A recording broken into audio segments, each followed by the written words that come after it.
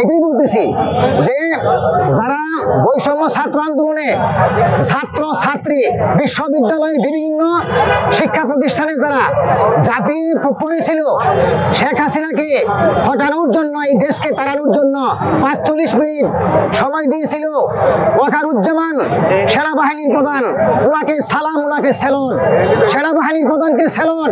ওনা কেন আমাদের পাশে দাঁড়ায় নাই? ওনা দেশকে বাঁচিয়েছেন। ওনা যদি শক্ত থাকতেন, কমের পক্ষে ৫ লক্ষ লোক ওই দিনকে মারা যেত।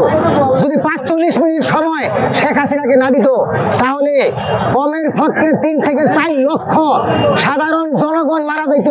সেই সেনাপ্রধানকে সেলুট, উনি আমাদের পাশে এসে দাঁড়ান।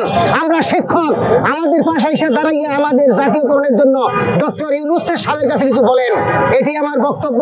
শুধু তাই না, সকল শিক্ষকদের, সকল ছাত্রদের, সকল ডিফেন্স তো বুঝেন, সেনাবাহিনী, নৌবাহিনী এবং আনসার বাহিনী এবং আপনার বিডিআর এবং সশস্ত্র বাহিনী এবং রাষ্ট্রপ্রধান যিনি এখন আছেন, সবার কাছে অনুরোধ আমাদের পাশে এসে দাঁড়ান।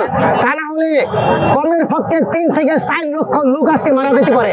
কারণ আজকে কিছু মানবো না, আজকে যেথায় গেলে লাশ পড়বে সেখানেই যাব, কিন্তু জাতীয়করণ করতে হবে, জাতীয়করণ করে বাড়ি যাব।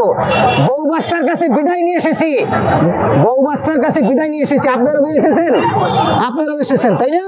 বউ বাচ্চার কাছে বিদায় নিয়ে এসেছি। এখন আল্লাহ যদি হায়াতে বাঁচায় বাঁচবো, না হলে মারা যাব, কিন্তু জাতীয়করণ করতে হবে। এই ৫ ঘন্টার মধ্যে ৪টা পর্যন্ত সময় দিলাম।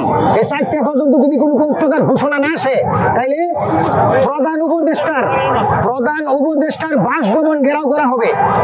এবং অনুরোধ করছি সেনাবাহিনীর প্রধান ওয়াকারুজ্জামান, বিশৃঙ্খলা থেকে আপনি দেশ বাঁচিয়েছেন, তা না হলে ৩ লক্ষ লোক মারা যেত ৪৫ মিনিটের মধ্যে।